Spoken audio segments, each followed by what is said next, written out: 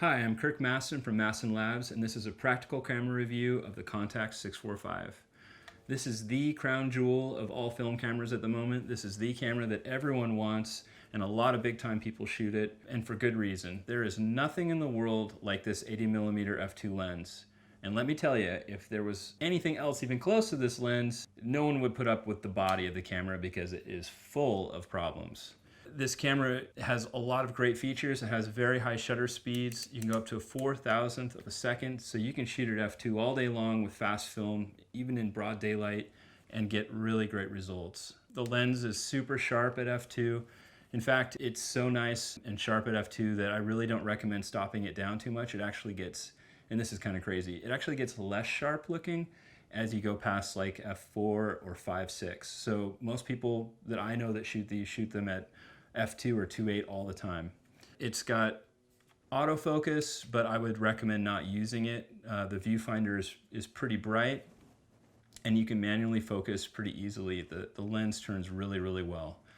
One thing I would recommend in regards to focus is that you go get a Maxwell screen. A Maxwell screen is a custom screen made by a guy named Bill Maxwell that lets you focus so much easier at f2 than you could otherwise. The depth of field on this camera at f2 is paper thin. You could have someone's left eye in focus and their right eye is out of focus. You could have their nose in focus and their eyes are out of focus. If you get further than 25 feet away from someone, you can't even tell if they're in focus or the background's in focus. The depth of field is so thin. So the first thing you really need to do if you buy this camera is get a Maxwell screen and put it in. It's another $300 around to put one in, but totally worth it in film that you're not wasting that was out of focus. This camera has an interchangeable back on it, which is great because you can switch film as you move from indoors to outdoors or vice versa, or maybe you want to shoot some color and then shoot some black and white without finishing a roll.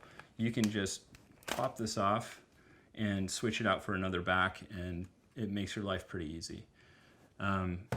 The shutter on it is nice and crisp and clear, so you can just hear how well made the shutter is. But that's kind of where the well-made part stops. This camera is notorious for just dying all of a sudden.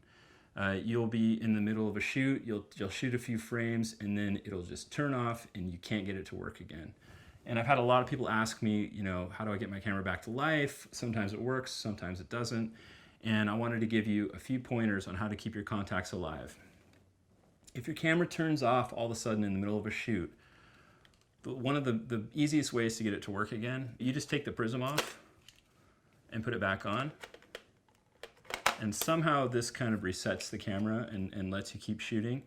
Another thing that can happen is that the battery door isn't all the way pushed in.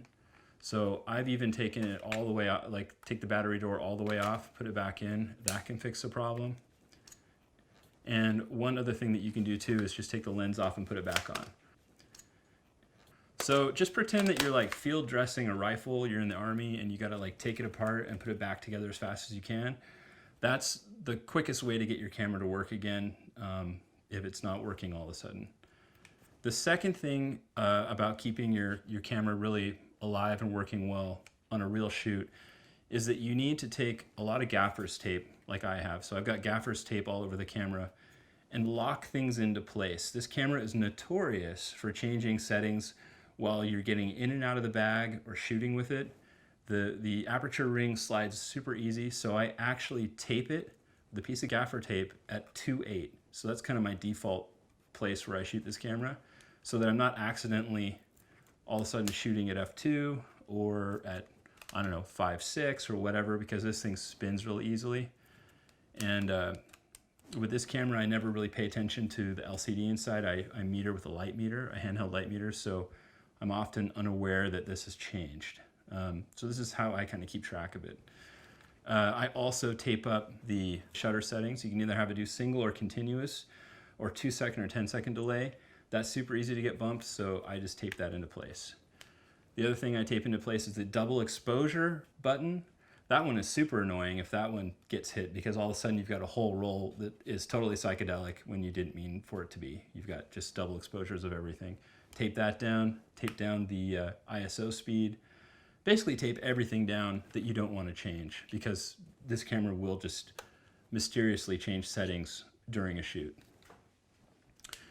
So those are the main things that you have to look out for to keep the camera running. The last thing that can happen is that all of a sudden you're getting photos that look like they're tilt shift. So like you've got focus really close and really far, kind of like in a diagonal line across the photo.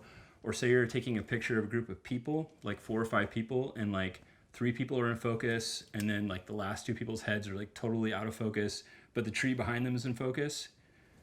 This can drive you to madness really easily, but let me tell you what's happening.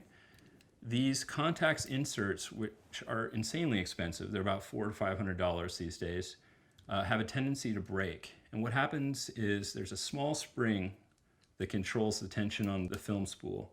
And those springs will eventually break. And when you have an insert and you're getting that weird tilt shift effect, if you take the insert and try rolling both of the spool holders back and forth, and they can go both directions, so these only go one way. If they can go both directions, that means a spring is broken and you're not getting film tension, and you're gonna get that really crazy look. So if you've been tearing your hair out over it, that's what's happening, and I recommend that you send it into a place called Q's Camera in Utah. There's a guy there that all he does is fix these inserts and fix contacts, and he's the best, and he can get it up and running. So if that's happening to you, you have a loose spring. So other than those things, all of those terrible, terrible things, it's still an incredible camera. I have it in my kit. I use it all the time because of this lens, which is totally amazing. And if you have the money for it, if you can dig up a couple $1,000s, I highly recommend it. However, there are other cameras on the market that have a similar look that are great if you're just getting into film. So thank you very much. If you want to learn more about hybrid photography and how to use these awesome film cameras in addition to your digital cameras and get them to match seamlessly later in Lightroom using my awesome, amazing presets, just go to mastinlabs.com, and I have more information about the Contax and other film cameras that I review that you can use today for a real shoot. So check it out.